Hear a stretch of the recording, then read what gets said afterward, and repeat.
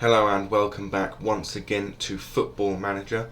We are now here at the Bournemouth game, and as you can see, we did win the Carabao Cup. It took us a while in the game, but in the 100th minute of the match, Ross Barkley scored the winning goal, which I'll show you now, I might as well, in a game that we were not expected to win, and if I'm honest with you, I expected to lose. I'm honest, yeah, we expected to lose the game. I expected to lose the game. So, at least thankfully, we didn't. Because it means that Louis Barry has now agreed to remain at this club for the foreseeable future. Which is obviously a very important thing to note. I believe we're on very, very good form from this game to now. Because I think we've got 3 wins from 3, but I could be wrong with that. With all the games prior to Bournemouth, I could be wrong. However, I'm not too sure. Can't remember. But yes, this was the goal. Mario Augusto playing the ball to Cengiz Yildirim, then playing to Barkley, and Barkley taking 2 stabs at it, but did eventually score the goal in the 99th minute and 57th second, which was rather impressive. And it ends the dominance of the Northwest, dating back all the way now to 2015-16 season. It ends the dominance of the Northwest in the Carabao Cup by having a London side win it for the first time since Chelsea, which again I think is rather nice. As I've mentioned, Louis Barry has now agreed that he's going to stay at the club because we won the silverware, we'd won everything that we needed to win, but he's injured. I'm not sure if he got injured in the game you last saw or not, because he's been injured in training. So on the 22nd of February would have been the game after Leipzig. Oh no, it would have been the Leipzig game he missed out on. So yeah, he was injured in the period of time that you have been watching the Leicester-Leipzig games. But yes, as I thought, 3 straight wins on the trot, which again very nice. We are in the quarterfinal of the FA Cup now as well, but we've got Manchester United again, but this time we are home, at least in the Den. So instead of having 90,000 fans watching us, there'll be 19,000 fans. So yeah.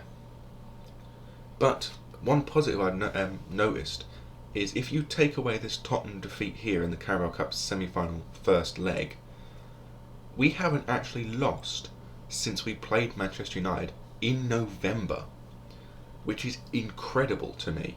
Because if you take a look at the start of this season, we didn't do very well. 2 losses on the literal first 2 games. Drew with Arsenal, admittedly, brilliant there. Lost to Real Madrid, lost to Liverpool. And then, we started to pick up a few results here and there. Mainly draws, mind you. But then we just picked up and we clicked. January, we lost 1 game against Tottenham. Every other game we won, including against Man City, Tottenham, and Arsenal. So we did very well in January. In February, we only dropped points against Sheffield United in a game that I was not happy with. So we've got good form. I believe I've made changes to the squad. We'll find out now if I have. Yes, I have, because we've got Tasic in the squad again after dropping out from the previous one. And I've just noticed that we have got... Oh, I'm not sure who I take out of the bench. I'm going to take Barkley off the bench, despite his good form, for Nestorov, in case Yildirim, who is rather injury prone as we have found out, does get injured. So we're going to look in this game against Bournemouth to get not a sizable win, but a good enough win. Because with this game, if we were to win it, and win our game in hand, we would be ahead by 5 points on Southampton.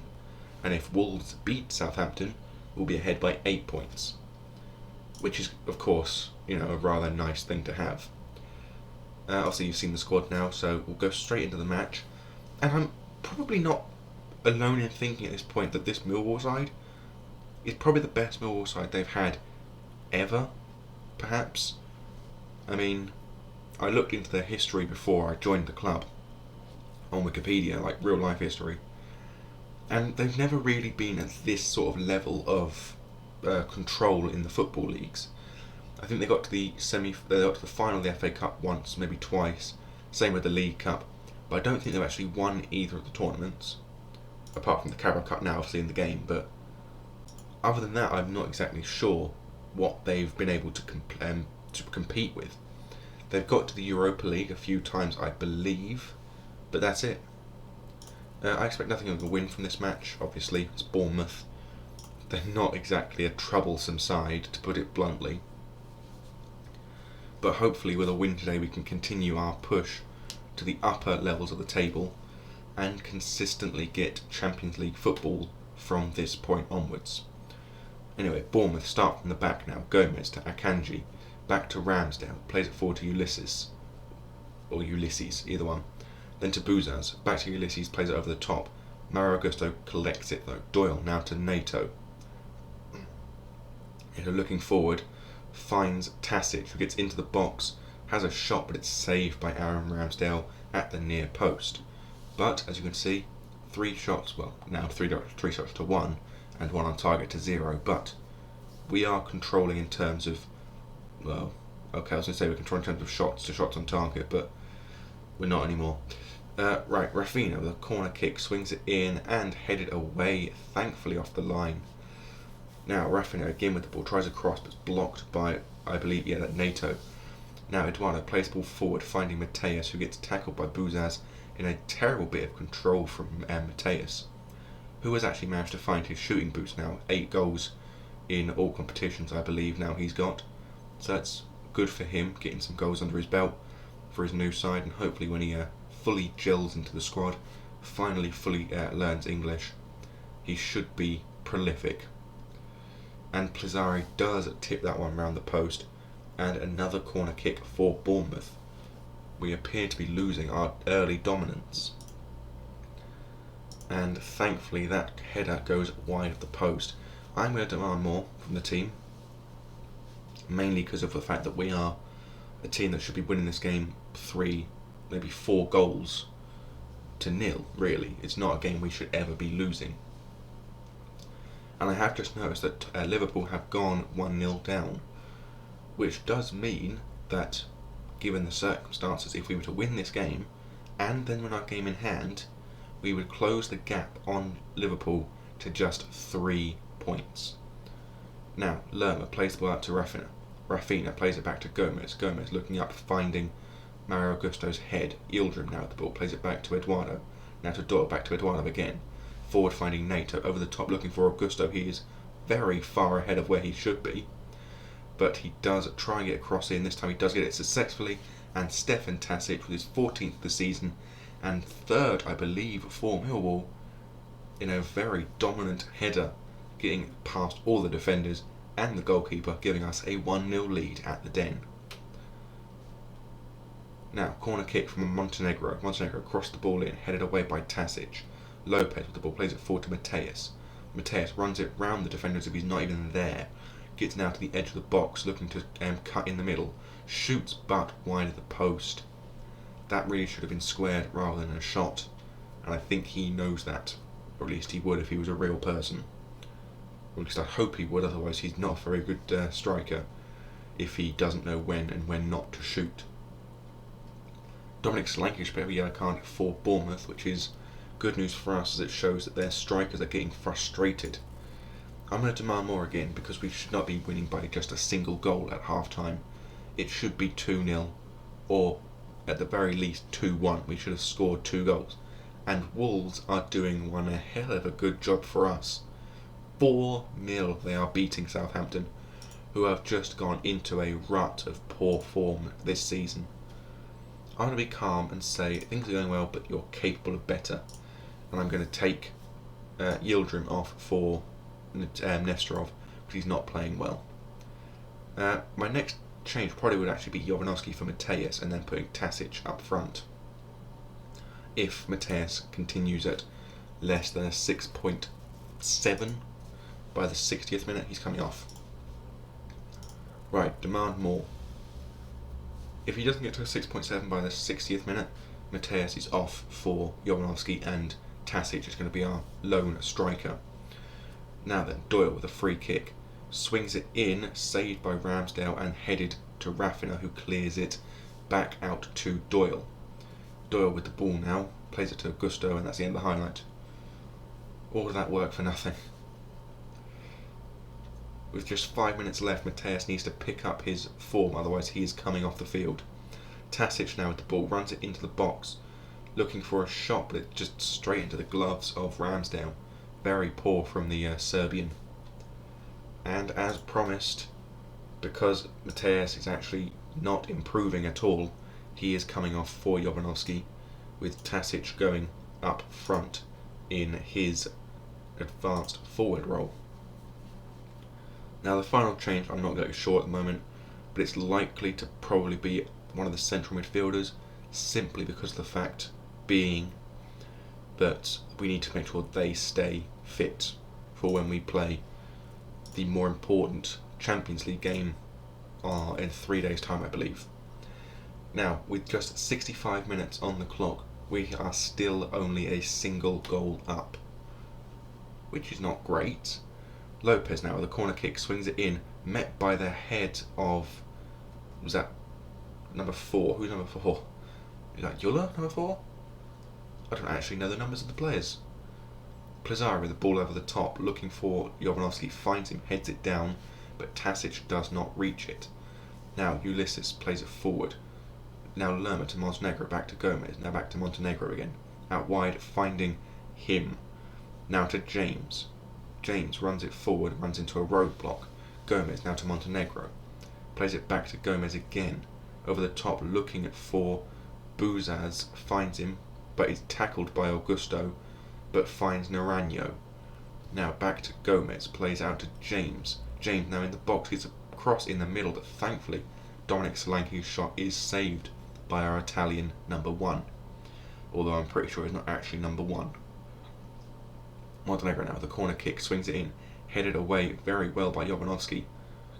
Ball crossed in again, but this time Augusto clears it for a header to Nestorov. Nestorov now charging up that left wing, but is tackled very well by Gomez. And I think with just 10 minutes left to play, I want to make that final substitution of Tommy Doyle, because he is the player with the more likely to be getting himself low condition, so he needs to come off to protect him mainly. I'm now going to demand more from the team once again, because despite the fact we are controlling this match in terms of shots, we are behind on shots on target and far behind in terms of possession. And Eduardo has just taken a completely unnecessary shot on goal. That means that we actually don't score a second goal. Oh, I just realised I don't have replays on. My apologies. I was doing all the last few games quite late at night, and I just turned the replays off to get them done and dusted quicker, and I just completely forgot to turn them back on apparently. Jovanovski now with the ball from Eduardo, gets it inside the box, shoots but saved. Tasic shoots, but it is saved again. And apparently a free kick for Bournemouth. Now with just 3 minutes of stoppage time, it is still only a single goal to nil. And we do win. And we are now unbeaten in 14 games in all competitions. And I will calmly say that was a bit of a let-off, because we should have been winning 2 or 3 goals to nil, or by 2 to 3 goals. Another thing, on the 16th we are supposed to receive our youth intake. Now, I am not expecting much from this youth intake. There is supposed to be one exceptional player who plays in an attacking role, according to the preview thing they hand out in early January. Unfortunately, I don't need another attacking player. I need an English centre-back. So, yeah. Another thing that's also to mention, I was given a £25 million transfer budget, of which I have already now spent £12 million. Or at least, I have put an offer in of £12 million. I'm not sure if it's actually been accepted yet, I can't actually remember. I haven't played this game since Monday. It's literally the day of the upload I'm playing this game now, because I completely forgot to do it yesterday. And Jack Coulthard finally scoring his next goal for Boston, giving them a 1-0 win over Crawley. But yes, as I mentioned, £12 million is possibly already gone from the budget. I can't remember. Also, they'll get another win for Bristol Rovers. But yes, I genuinely can't remember whether or not we've spent that money. Financially, no, we have not spent that money. The transfer is still going through apparently, and it's this player, Make Denker, a German 17-year-old who is a right winger. I know, another right winger, we don't need no one. But he is 17, meaning that by the time he turns 21, he will already be homegrown nation.